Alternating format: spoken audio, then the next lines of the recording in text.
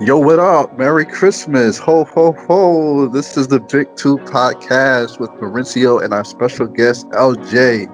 What's up, man? Tell us what's going on. What's going on with you guys, man? Happy holidays to everybody. Hope everybody's gonna have a nice and blessed holiday season, man. Just glad to be on with you guys. Yeah, season's greetings to everybody. Merry Christmas to everyone. It's great to be here once again. A Christmas special, NSL Christmas special. We have a great one for you guys. It's great to be here. Let me tell you guys how this is gonna go. So what we were thinking is that we would have a little gift for each and every team in the NSL, and that little gift would be an analysis, a quick analysis, as it were, from each one of us. And so we're going to take turns going from team by team, first in the Eastern Conference and then in the Western Conference. We're going to talk a little bit about your teams. It's probably going to be around 30 seconds to a minute. Don't take any of these personally. We mean no harm. And so it's just we're just here to have some fun. And let's get this started, okay? So we're gonna get started with Javi or LJ. It's just force of habit. I'm sorry, bro. He's gonna start analyzing Chicago. So what do you have to say? Well, and it goes with one of the hosts here, Chicago Bulls. Looking down the roster, man, Chicago is one of those stacked teams. Did very well last year. With Anthony Davis and Beal, they're kind of like they have those top tier guys that are going to help them out in the season coming and everything, especially for 2K. John Wall is just an absolute nut when it comes to 2K. The only problem I have with Chicago is the same problem I have with my own team. It's very stacked up top. So you have your $40 million guys, and it's killing the cap. So I know you're gonna be eating the Lux, Mauricio. So the gift I would give you is salary cap relief and trade assets, because it looks like you don't have first round picks for like about 2 years coming in between, staggered, whatever. But that's what I give Chicago, other than congratulations on probably making the playoffs again. Yeah, that is something that I would love to see from Nelsbat, the over and under for Chicago to actually draft somebody for the next 5 years. I don't know if that was going to be very high or not, but we seem not to like peaks in Chicago. So there you go. So thank you, man. Next up is Craig with the Atlanta Hawks. That's right. Okay, we got the Hawks here. If I understand, they did like a master reset. They were pretty good last season, from understand, but they basically cleaned house.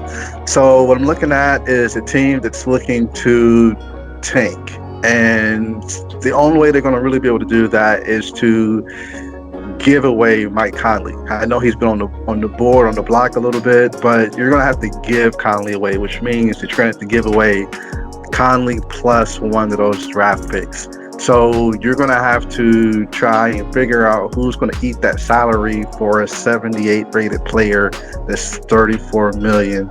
And he was actually pretty good. I've seen some sim tests with him, and he still racks up some points. So he's got value. It's just a matter of making a deal sweet enough for somebody to take him off your hands, and you can get that tank machine rolling. Yeah, and what is crazy to think about is that the second seed in the East and the second seed in the West, they're both hit the reset button, and so that is just mind-boggling. So this is why we love the NSL, a world full of possibilities. So let's go up to the third one, which is we're going by conference and the conference seedings from last year. So next up is the Miami Heat. So I'll be looking at the Heat here with the Zen Master, Pistol PK, which is actually a great nickname. But everything here revolves around Ben Simmons and how high can he develop. People say he's still developing. That shot's coming for the believers. I'm a fan of his, and also there is a guy who just got a big contract, which is Jonathan Isaac. And this guy is going to dictate how high they can go because he's super talented. He's 6'11", and 23 years old. He's had a bad luck with injuries, but if he hits the right way, they can go like really far because they're really long and they can shoot, they can score on anybody.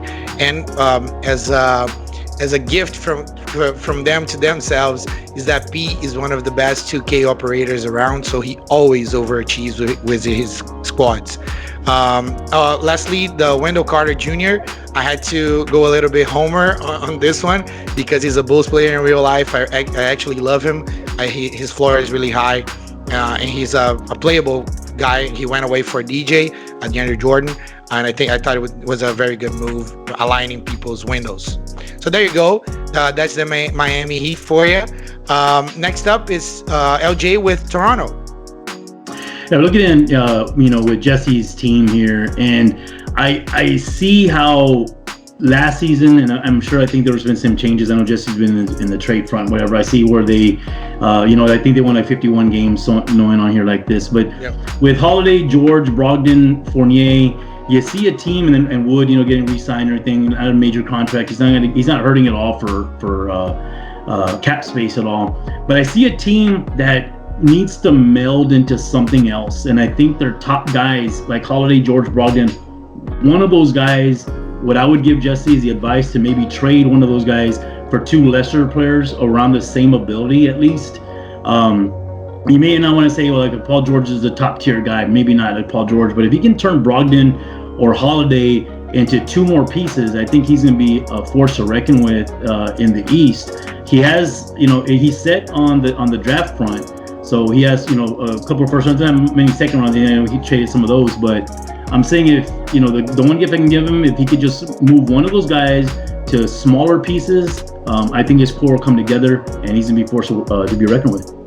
Yeah, well, word on the street is that Christian Wood, not a word on the street, he is a signing trade, Christian Wood, and word on the street is that he has already a deal agreed upon, but, you never know until it's done, right, on the site. So maybe there's still a shot, but there are some trades coming for sure.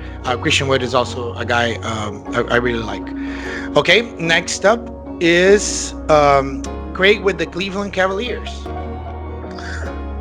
Cavs, the wine and gold, some colors right there.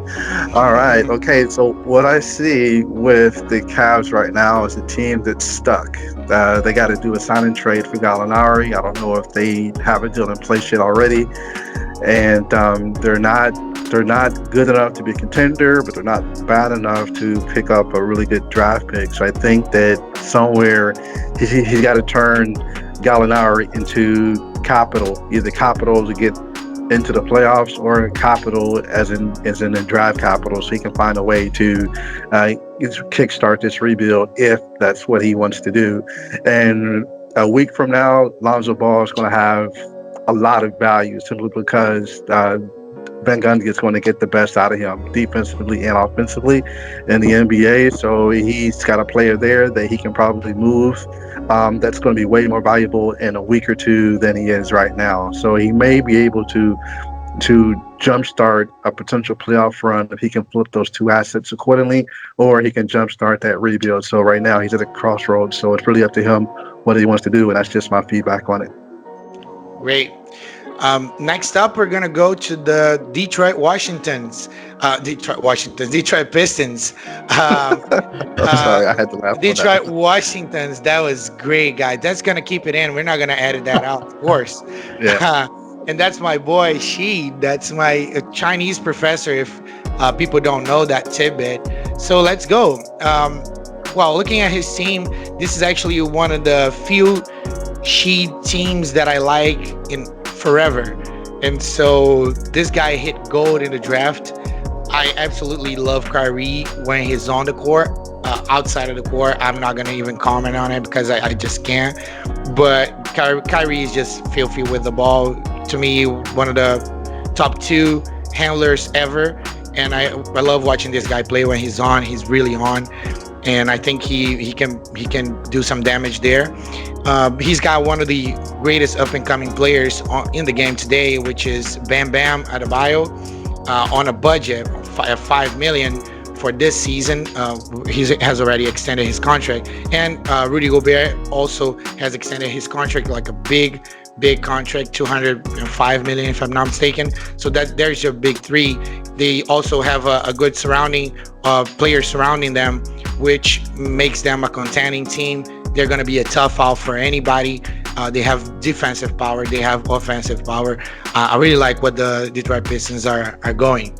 So let's go. This is my take on Detroit. Let's go, LJ. You got Washington Wizards. Yeah, the Wizards are kind of like going back to what Craig was saying with Cleveland. They're like it's a team that I think is going to be a lot better than they were last year. Damian Lillard taking over. Booker is just a monster in the making. And then you have TJ Warren. Now, if he gets TJ Bubble Warren and they do his, they update his ratings and everything that way, that's going to be nice. Larry Nance has length and whatever. The one thing that I would maybe have Josh do is shop Capella around.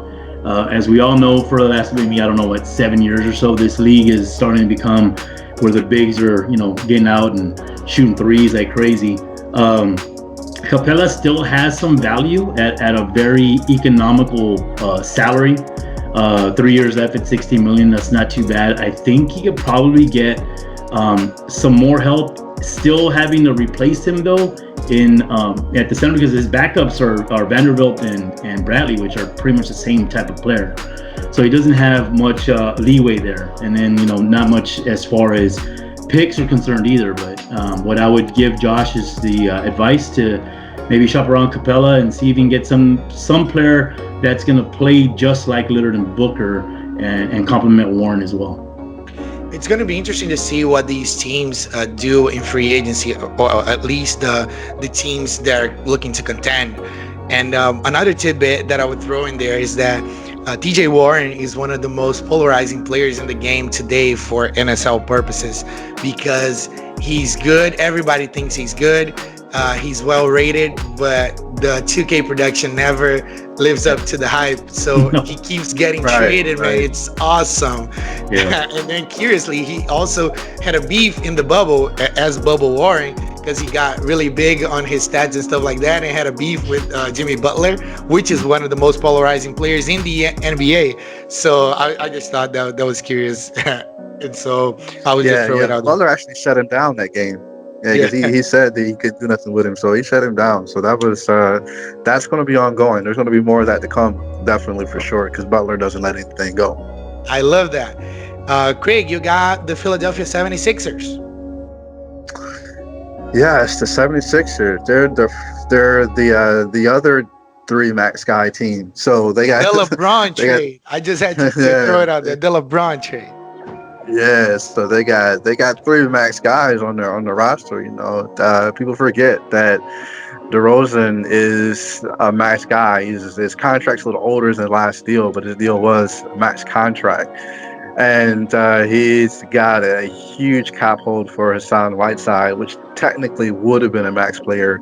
So with the likely departure of Whiteside, he's got to try and figure out if he's going to try and throw points on him and try and get him back, or just pivot and go in another direction and try and keep that. But that roster works if he can maintain that athleticism, because you got LeBron and DeRozan, who are two of the most athletic players in the game.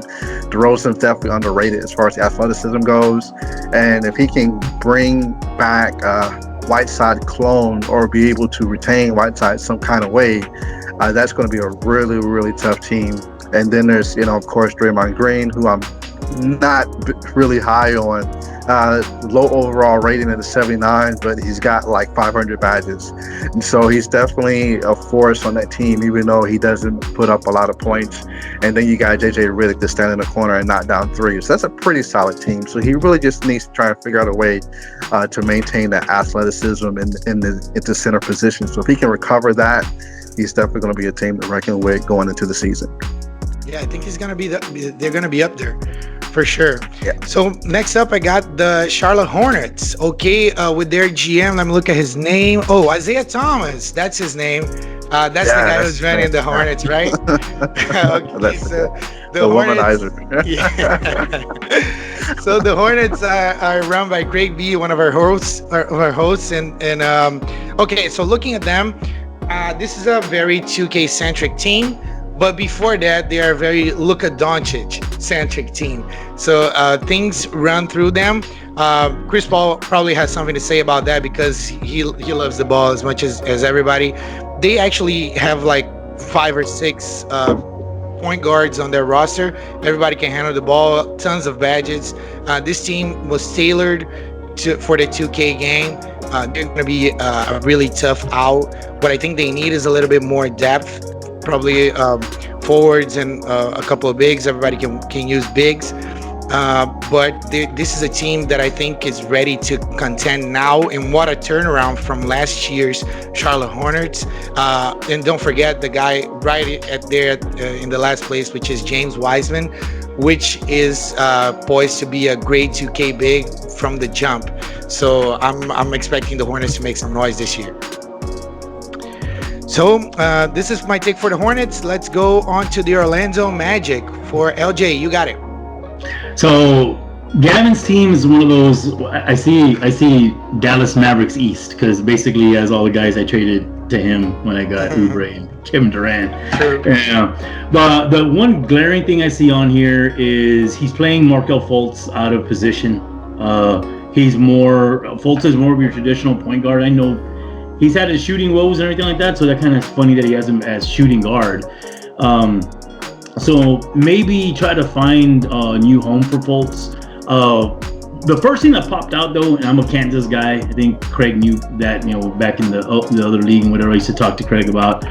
And Josh Jackson, while a lot of people are talking bust and his ratings are real low, I think he has a great opportunity coming up in the NBA with the Pistons to show Pelicans, right? He had Adams with the Pelicans. Oh, I thought he was with the Pistons. I don't know why. Yeah, the Pelicans.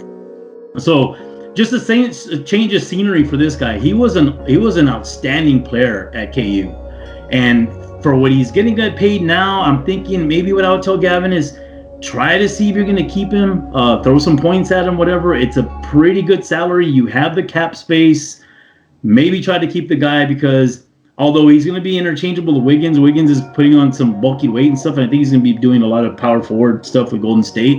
Oh, I got it. You're talking about Josh Jackson, right? Josh Jackson. I'm saying. Oh, okay. I thought you were talking about Steven Adams. Steven Adams is at the Pelicans. Oh yeah, he's with Pelicans. No. Yeah, no, Josh Jackson is at the Pistons. My bad, bro. Yeah, I was just saying, if the change of senior for Jackson, I think he's going to be great, and I think if Gavin keeps this guy, he's going to be happy about it in the end. So, like I said, the gift I'll give to Gavin is see what you can do your research on Jackson. I guarantee this guy's going to be a star. Nice. Kansas guy. I was actually surprised you traded away Wiggins. I didn't know. That was smart, man. I don't know who pulled the trigger, man. I don't know who pulled the trigger. Hey, but I traded him for another Kansas guy, so Oubre came back. So true. That's true. Let's keep moving. Let's go to the Brooklyn Nets and Craig. You got it. Yeah, man, Brooklyn. Yo, that's what's up.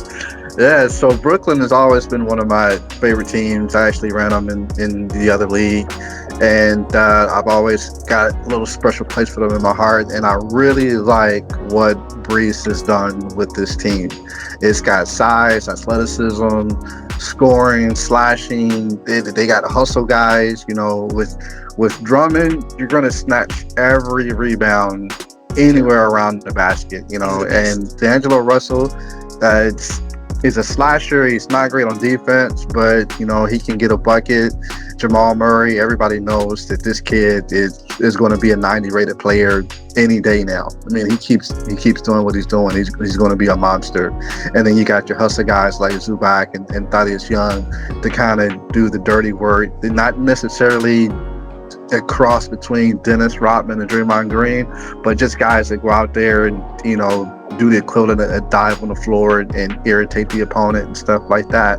And there's some pretty good depth here. I don't think that there's a lot of advice I can give this team other than just find the sixth man. I think that he's missing the sixth man at this point, but it's a pretty complete team. I don't want to face them. That's just they're like a dark horse as far as contenders go right now, because there's nothing that you can do with their guys, offensively or defensively. Yeah, when you talk about teams that they're gonna have that jump from one season to the other, this is one of the things that you have to watch out for, especially bringing in Jamal Murray. The guy just keeps increasing his ceiling, you know. So this is a dangerous team for sure. So let's move on. Let's go to Boston. So the Boston Celtics with via Australia with Toby. So this is actually interesting because I really like a lot of guys on this team because I like the draft. So this is a draft-centric team. He knows what he wants. He goes for value in picks. So he's got tons of picks for this year, for this season, for next season, and the season before, the season after. And he's got like a lot of guys coming in. He had like Tyrell Terry, Cole Anthony, Danny Avdija, which is a guy I'm really high on. Obi Toppin, which is a guy Craig is really high on. And they have like so much potential, but unrealized potential, of course. And he's got Tatum, who just stands out over there. So I don't know what he does. Well, he's still 23, so he's gonna be around for the window when the other guys develop. But if I just maybe as a thought here, he could even trade Tatum for even more picks and align everybody, just have a full on 20, 21 year old guys. Who knows, you know? I don't know. This guy, is probably going to be a Boston lifer. I think Toby really likes Tatum. I took him in the first round. This is a guy, this is a team that needs to wait. They need to wait probably 2 to 3 years for things to round up. But when they do, it's probably going to be a force because they have like really tasty picks in the future. So this is it. This is my gift to Toby. Let's move on to Indiana, Spud Space, another overhaul. So LJ, you got it. Yeah, I'm looking at Spud's team here, and he's stacked when you think of 2K. I mean, you think of NBA, with Embiid, and he's got Gordon, Rose, and up and comers like Duncan Robinson, Oladipo, and all that. And the one thorn that I see just right there, and he's a very good 2K player. But the one thing that Spud doesn't have a lot of right now is cap space as well. So I'm not sure what kind of player he's going to be in the free agency period that's coming up. But one thing I would give Spud advice to give for Spud is maybe tinker with trying to get rid of Blake Griffin. I think Griffin's seen his best days come and go already. And your cap hit at 35 million plus. I think he's at 36 or so like that, and then he has the player option next year. I think he's going to hit almost 40 in salary. Maybe try to get a little bit younger. Try to see if you can trade that guy to a serious contender as a rental or something like that. And another one is maybe Oladipo. Think about what type. If you're paying attention to Oladipo in the NBA, is he gonna sign? Re-sign with the team? Is he not gonna re-sign with the team? He's got that option coming up. And he's going to be demanding a lot more than 21 million, let me tell you. So it might just cripple him cap-wise, but if he can try to do something with Blake Griffin, he has the team around without Griffin alone to be right up there, maybe shooting for a 4, 5, 6 seed or something like that in the playoffs. So I really like the way the Pacers are constructed right now, but my gift to you, Spud, is to maybe just go out there and see what you can get for Griffin. Cool. I actually like that take, man. But what's interesting about that is that although all the things that you said, salary, and he's actually 31, so he's not that old. But of course, he's got like his history with injuries. But what's interesting about this is that he's a top 18 NSL player last year when he was on the court. People forget how good this guy is as a 2K player because he's so athletic. So you have that to balance it out. You trade away a potential 2K superstar for maybe to get younger and a little bit well-rounded. This guy is on go mode. He's on win now. So that's going to be a little bit interesting storyline to follow. So I thought that was a good take. Cool. So let's move on to New York. Craig, you want to talk to us a little bit about your buddy Smokey? Yeah, man. Smokey, GM of the Knickerbockers. All right. Yeah, for those of us who don't know, Knickerbockers are pants. They used to wear them in the 40s and 50s. But I don't know why they... That's a nice little tidbit.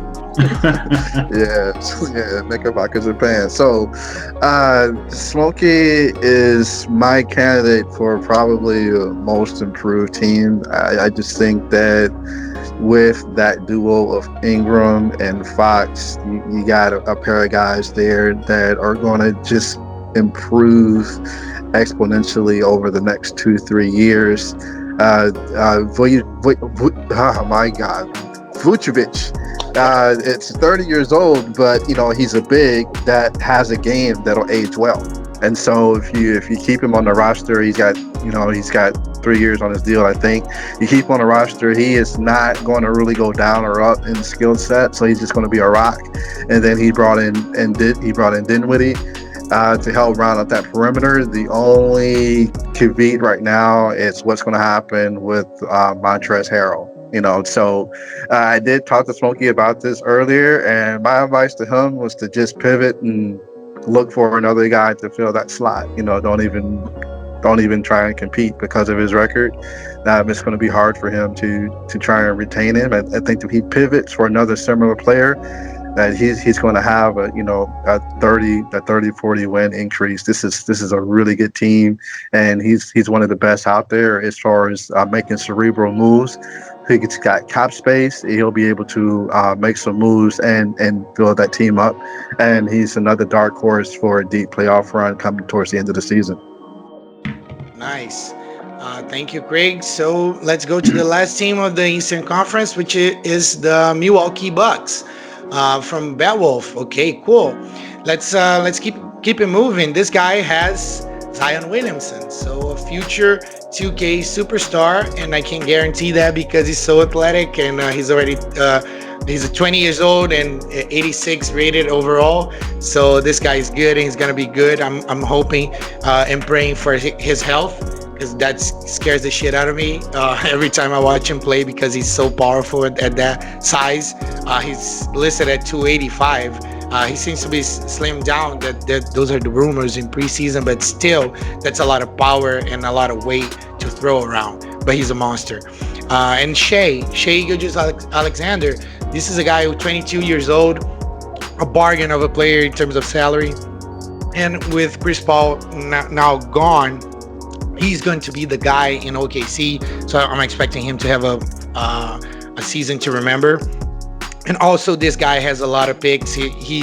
That's where he's headed. He's got picks from last year. He's got his whole initial draft, the inaugural draft, was directed at guys who were really young. And now he's got Precious Achiuwa, which is a guy I'm really high on. Killian Hayes. A lot of people like Hayes, especially they think could be the number one player in this draft. And Aaron Nesmith from the Boston Celtics, which is a guy which is a really good shooter. So Bad Wolf doing Bad Wolf things. So my gift to you, man, just may you have more picks and more picks, because that's what you like to do. And then you're going to surprise us from one year to the other. You're going to be a 70-win team, and we won't see it coming, but we already know that it is coming. So this is my gift to you. It's not much of a gift, but there you go. Let's go up to the Western Conference now. LJ, we're going to start with you, and you got the champs, the NSL champs, the Portland Trail Blazers. Oh, how the mighty have fallen. I can only tell you, let me tell you, Joel, right now, yeah, this is not a playoff team. You win the championship, I'm going to make the playoffs. It's amazing. I would be afraid if I was Joel. Here's the gift I'm going to give to you, Joel. I'm going to give you all 4 games that we play this in the season. At least you'll have 4 wins this season. No, I mean, kidding aside, man. Joel, he does have Harden. He just traded for Westbrook. He has Leonard. I know the rhetoric around the league is, 3 top 15 guys. Joel knows how to build a team. He did back in the other league. He built a championship caliber team that wound up winning the championship this past year. So right now, I could just joke around and say he's got to build around Josh Hart or something like that. I mean, he's got nothing. If you can see, if you look at Portland right now, I guarantee you, day one when we start the season, he's going to have a team that's going to be reckoned with. He probably be the first seed again. He's probably going to go to the Western Conference Finals again. And more than likely, if I was a betting man, I would do the over/under on him winning another championship. Absolutely. Like I said, Joel just knows how to build teams. Knows how to do the trade markets, talk to people and all that stuff. So I'm not really worried about this team the way it looks right now. And the way it looks right now is pretty damn scary anyway.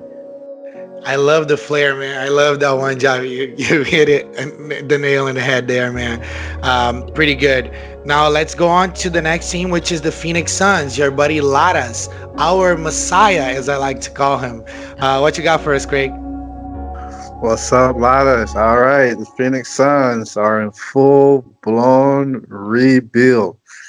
Okay, and right now that roster is dry. There's just basically nothing there. He says like I'm gonna sit here in this heat in Arizona and just catch all of this heat and see if we can get this thing figured out. My gift to him is to flip Harris for draft picks. I mean, I know he doesn't have his own draft pick for 2021, but he needs to flip Harris for draft picks. I know he just got him, but Harris doesn't help his cause right now. And I just think that if he can move Harris and get another 21 draft pick, another 21 draft pick, or something of that nature, he can kick start this rebuild, full blown. It's just a little bit difficult to see exactly where he's going when he made that deal to bring Harris in. I don't know if he did it to make a minimum salary or if he has something else lined up, but Harris does not help his cause unless he's just trying to devalue the pick that he has out there that he doesn't own. But that's the only mind-boggling thing to me, is that he picked up Harris at $34 million, which is going to be a hard guy to move before the season starts. That would actually not be a bad idea. Devalue the pick and then try to flip him later, but that's just on paper, right? Let's go up to number 3 in the Western Conference, which is the Sacramento Kings from GM Clamelo. So let me pay a little bit of an homage. He goes like this: "What up, NSL world?" That's what he does. That's what he does on his part. And I love that. On the call. I love that. I love that from him. So shout out to Clem. I've been watching his videos. He's putting in work, man. I think he's gonna try out for the Hornets as a point guard, and so for the 6-man maybe. Dude is doing. I saw that. He's looking hot, man. I'm following Clamelo on Instagram, so shout out. So let's go to the team analysis. Okay, so there's half a team to speak of. So, but the ones who are here are good, which is so Pascal Siakam, which is an up and coming player, an up and coming star.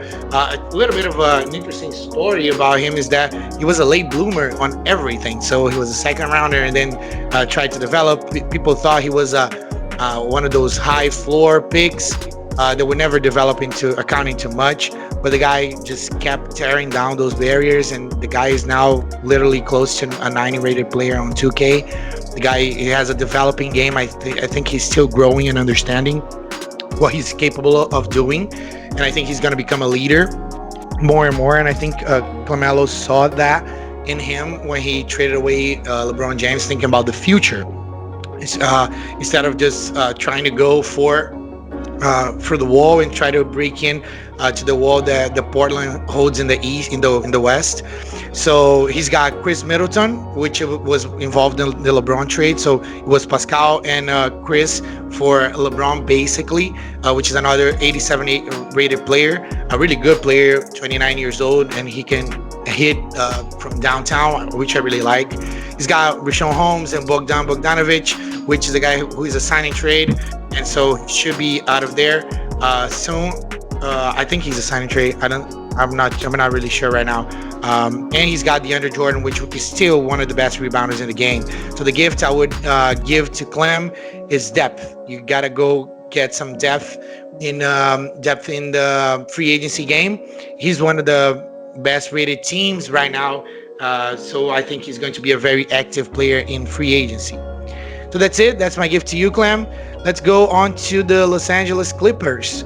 And LJ, take it away. All right, yeah. So here we go with Andrew again. Andrew, I've known, for a while already. Yeah, through the other leagues and stuff. All of us have, as well. And Andrew's always been one of those quiet guys that knows how to build again, sort of like Joel. Real easy to deal with. So I look at his roster, and the first glaring thing that I see on there is this Giannis guy. No, he signed a big contract, whatever, but I think he's trending downward, guys. I think he's going to be a bust with this new, MVP talk and all that stuff. But you got to think about the guy, man. He says that he would be the number 3 on any team. He wants to have people come to Milwaukee, and he'll be the number 3. You can't have a guy like that leading your team. So I think he's a bum, really. Trade Giannis. Trade Giannis. I'm telling you right now. Yeah, all kidding aside again. Yeah, all kidding aside though. Right now it's kind of bare. He has a lot. Like I said, he trades very well, so he has draft assets coming up. He has a salary. I'm gonna tell you right now, Andrew's gonna be a pretty good player coming up in the free agency period that we have. Anybody that he picks up that's worth anything to go around Sabonis, Giannis, and RJ Barrett. And of course, Barrett's having. I hate the fact that he's with the Knicks in real life, but that guy is a stud type of player coming up. If I know Andrew, he's going to build around that. He's going to be one of those players again in the heavy Western Conference, though. The only thing I would maybe just tell him to maybe look at, and you guys would probably agree as well, kind of a small gift on the side, like the stocking stuffer. Stanley Johnson is just a guy that doesn't belong in the league. Oh my God! Yeah. He's had his chances. Yeah. I'm not high on the guy. He's young enough to maybe give to somebody else.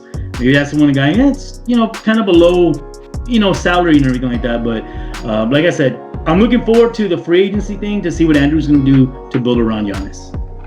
Yeah, Stanley Johnson is one of those guys who's got all the tools, but he's an astronaut, so he doesn't know how to use tools for plumbing, for example.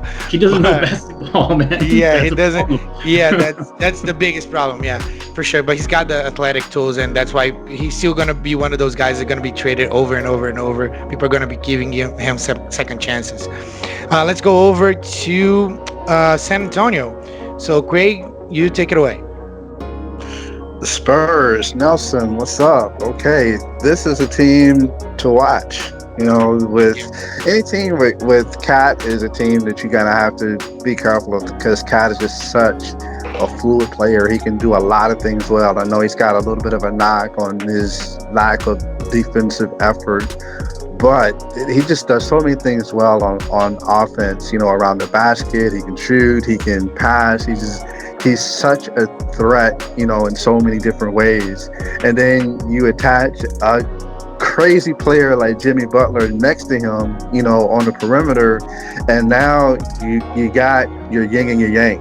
So you got one guy that's crazy on offense, you got a guy that's crazy on defense, and that creates a lot of balance with that particular team. You throw in, a shifty ball handler like Kemba Walker, some defense first guys like Robert Covington, a utility guy like Harrison Barnes, and this is a team that you really, really have to watch. My only real gift is a little bit more depth, and just don't try and game the system by playing Cat at power forward.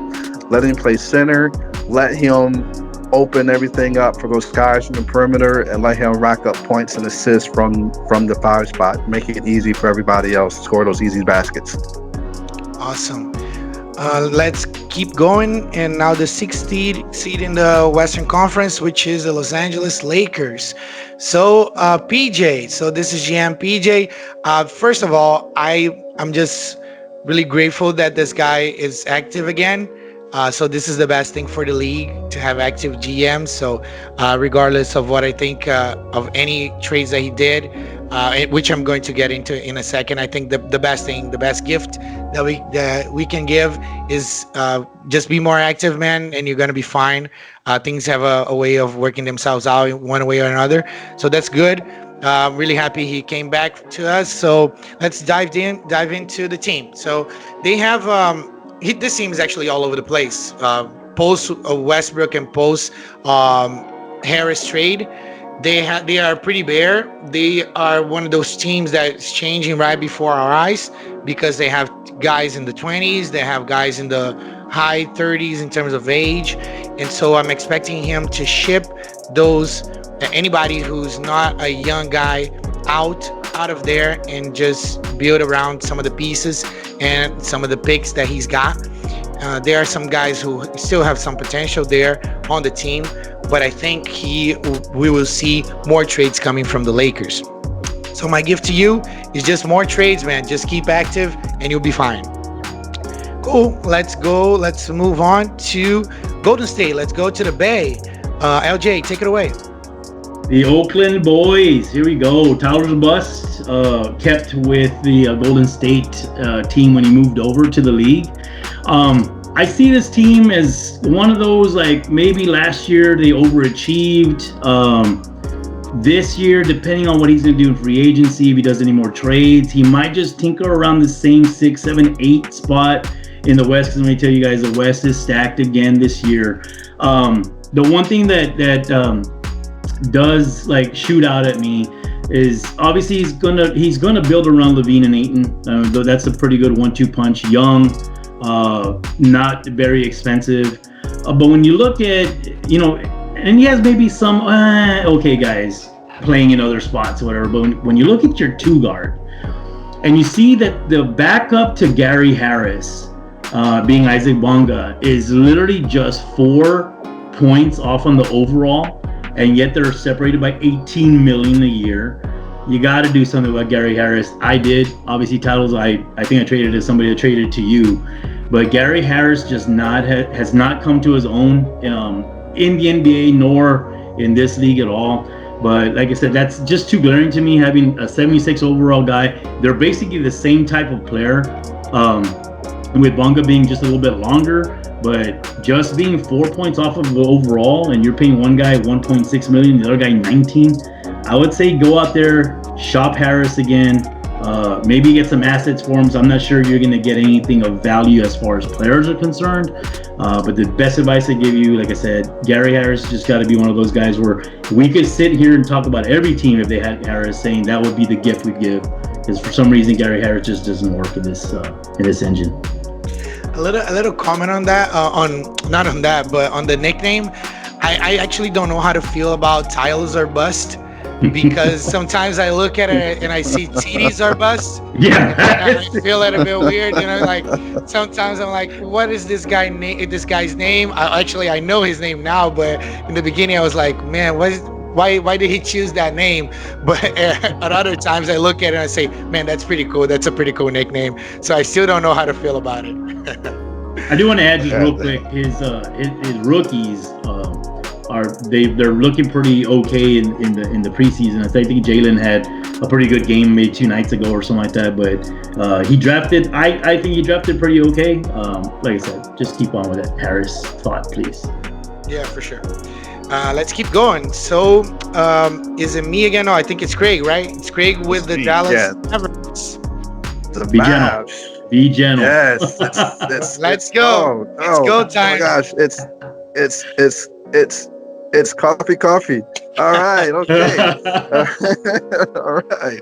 Okay, so what we got here? We got the Mavericks, and they're another team that's just looking to make a jump. They made the playoffs last season, but they did that without Kevin Durant. Kevin Durant is going to be back. And he's just literally one of those players that you just roll the ball out there and you just watch the magic. And you tie that with the 7'3" player that can shoot from anywhere on the floor and play defense. This team is poised to make an incredible leap. Go ahead and pay your boy Fred VanVleet and try and pick up another guy on the bench, get a 6-man. I think that you're still looking to make some moves, so there's some room for improvement that you're already aware of. I think that I would get rid of Buddy Hield, but aside from that, this team is ready to make a leap. This is another dark horse that's basically going to run roughshod through the Western Conference, and it's a team that's better then it's talent based because of who the talent on the team is.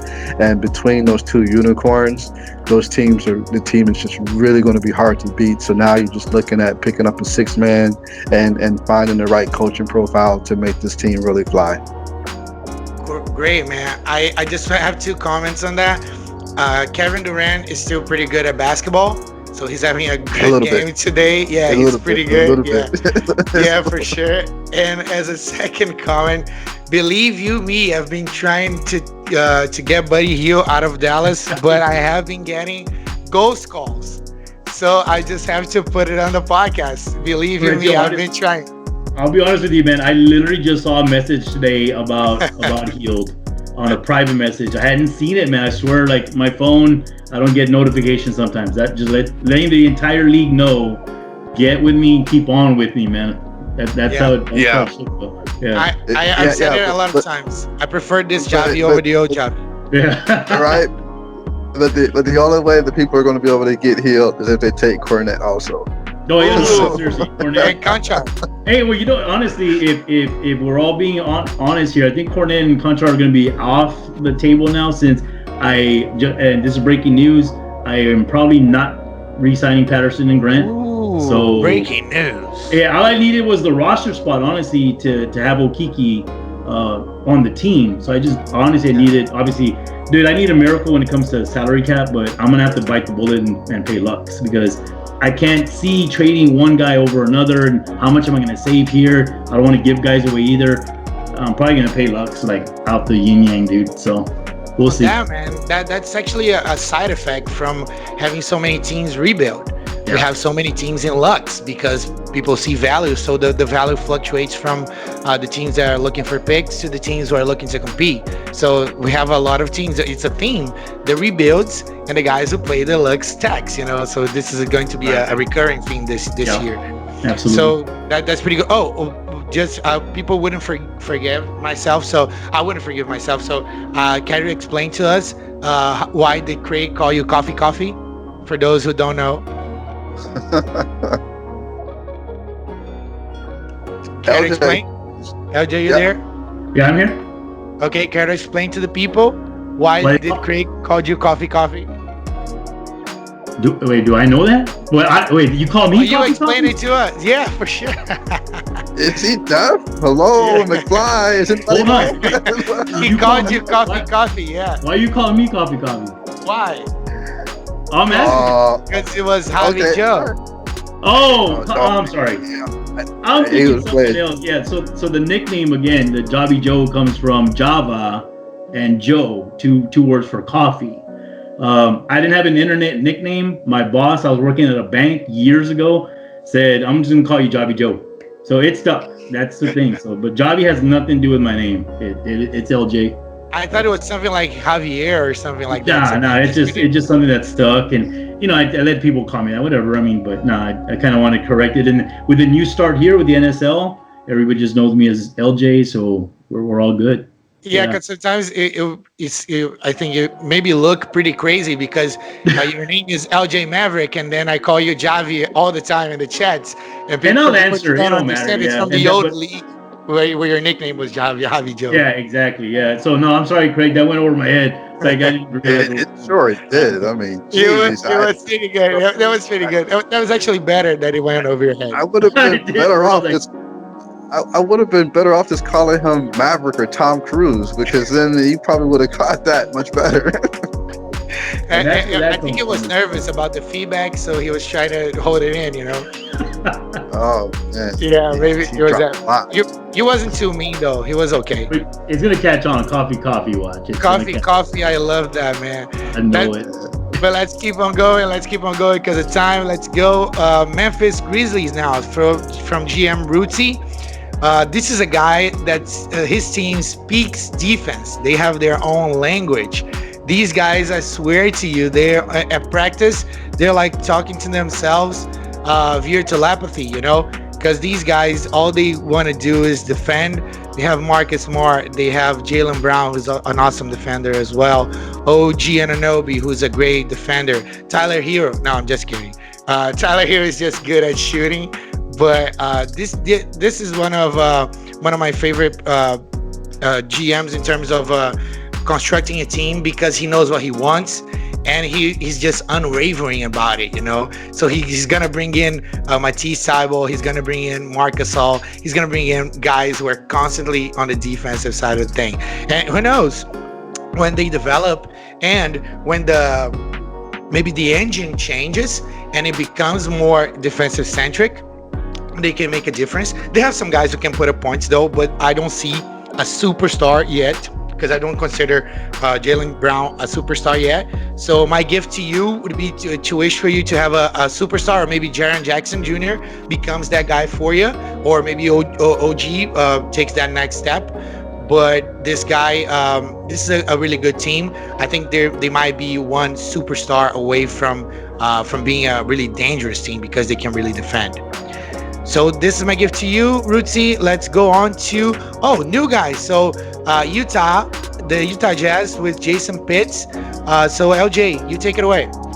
Yeah, so I haven't really formally introduced myself or talked to Jason at all, but so I don't know, what kind of GM he's wind up being, what is, kind of like his characteristics and all that coming out. But I do see a team with a lot of sharpshooters. I mean, Kennard just got paid.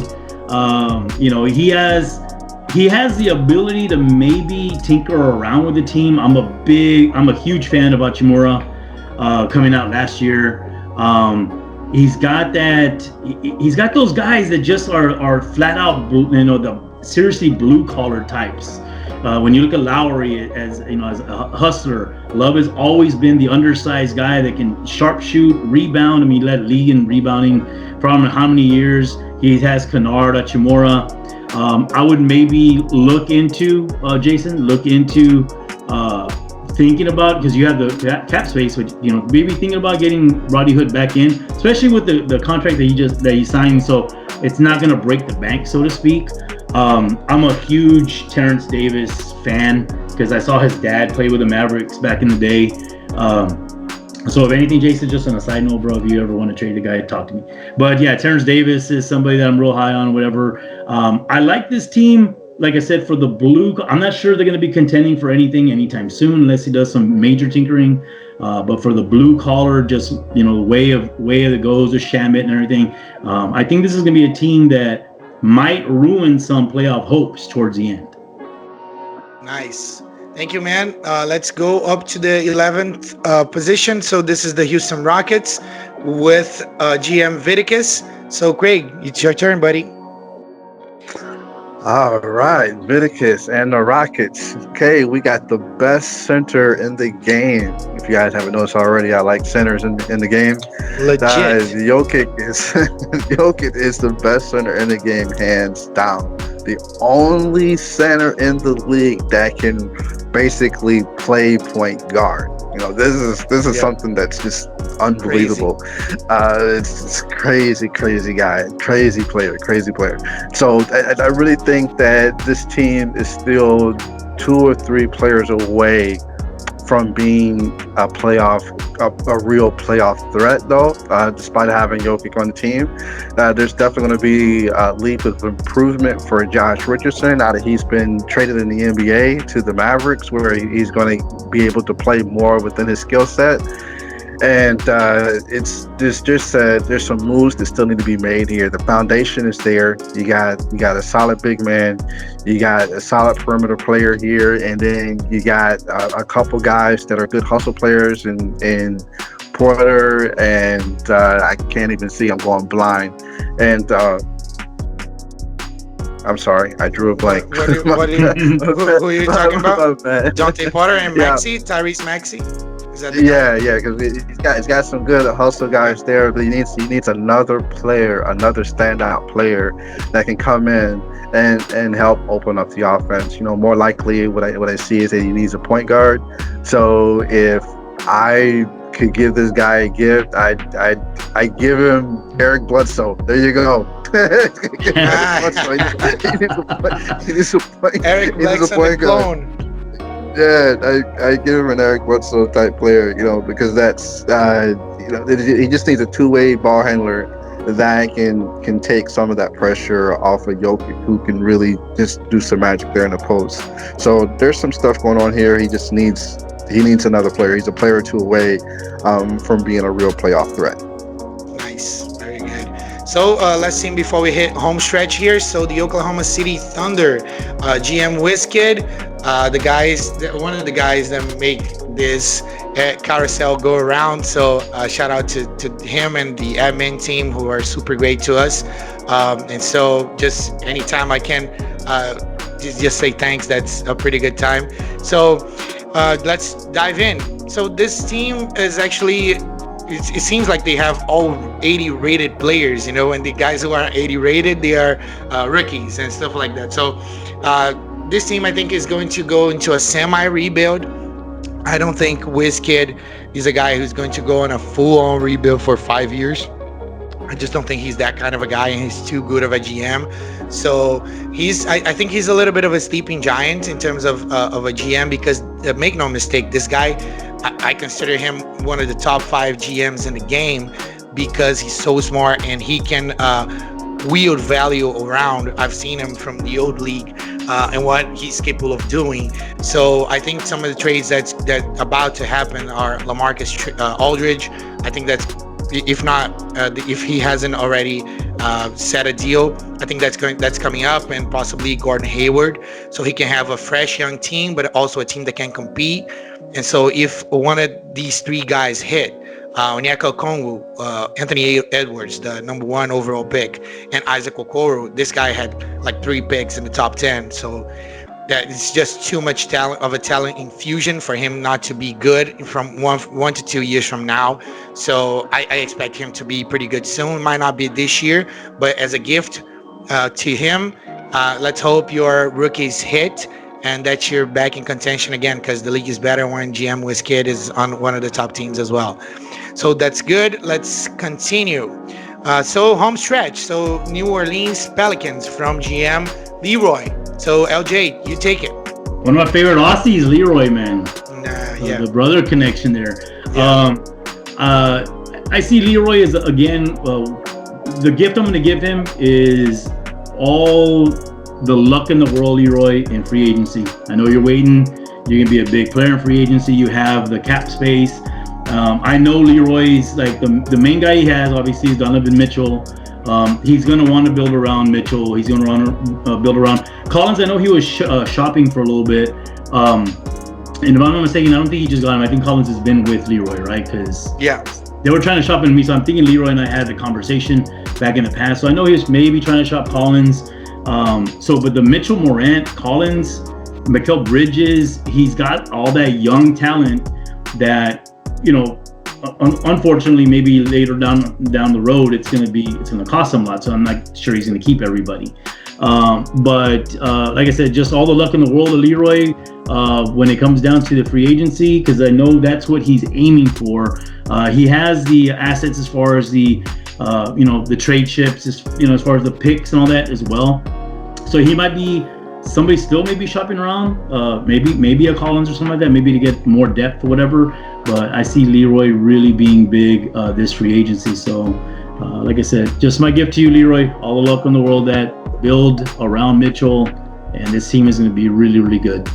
Yeah, this team has probably my favorite player to watch right now, which is Ja Morant. Everything is better when this guy's on the court. So I just want to throw it out there. Let's continue on to Minnesota. Craig, what you have to say about the Timberwolves? All right, the T-Wolves. Ethan C21 happens to have my son's name. It's always weird talking to him because I keep thinking about my kid, and I talk to him almost every day now. So it's a pretty interesting conversation always. All right, so Ethan is basically on the ground floor of hoping that some draft picks turn out, and really what he needs right now more than anything is just patience. He's got a really good foundation there. Some guys that got some really good upside. He's got Robinson. He's got LaMelo Ball. He's got Kobe White. He's got Kyle Kuzma. He's got players that have a chance to make a leap, and a couple of those guys are going to make a couple different leaps. And so he really just needs patience at this point, and don't rely too much on the draft. He's got his top three pick. Whatever happens with next year's draft is whatever happens with it. Don't try and tank on purpose. Just let the game come to you. Don't get too excited and try and trade Jordan Clarkson for more draft picks, which you don't really need to do. It's an option, you can do it, but don't, because you want to build progress. You want to improve. You want to allow the team to improve gradually. So you're still going to need some good players that are ready to go right now. But the team it's very low right now, but it has a very, very high ceiling, because all of these players that he has, his key players, have a lot of potential. And as far as what their ceilings are, and he just needs patience. I know that he is always curious about making this deal or that deal, but at this point he just needs to ride the wave, man. I mean, he's got a nice wave that he can ride between Robinson and LaMelo. So just ride that wave, young fella. Just just hang on tight, because it's going to start to take off. It's going to take a year or two, but patience. My gift is patience, for sure. That's pretty good. That's pretty good and poetic and philosophical. I love it. Yeah. So let's, as we finish this up, we have the Denver Nuggets with DGZ. So this guy has actually one of the most brutal injuries of the preseason, which is Klay Thompson. Guy is out for the year. We wish him well. We hope he can come back. I don't know how attached he is to keeping the Splash Brothers. He waited for Klay all last season to come back from another season-ending injury. So maybe he wants to keep them back. But one of the things I have to point out is that Curry's 32. So he still has some good years left. So maybe a little bit of a gift would be trading Klay away to someone who's rebuilding and getting some good value for him. And then he can be one of those teams who can go from the bottom to the top, and maybe he can be a top 3 force in the West. And I think he can still be that because of the growth of Michael Porter Jr. So another gift to you would be for Michael Porter Jr. to keep growing. Don't trade him away. He's the biggest piece that you have right there. He's the future of the franchise. He's got some surrounding talent as well, but those guys are really the things that stand out to me.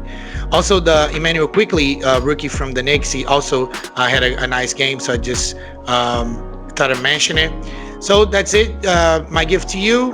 As we wrap this up, final words from me is that we just wanted, as Craig and I talk a little bit about giving each of you guys some love on the Big Two podcast. So I thought I would make this Christmas special a way to give you guys a little bit of love, just some gifts, and just have some fun, so you guys can listen to on your breaks from your families when you're hiding in the bathrooms. So you can listen to our podcast and have some fun on Christmas Day.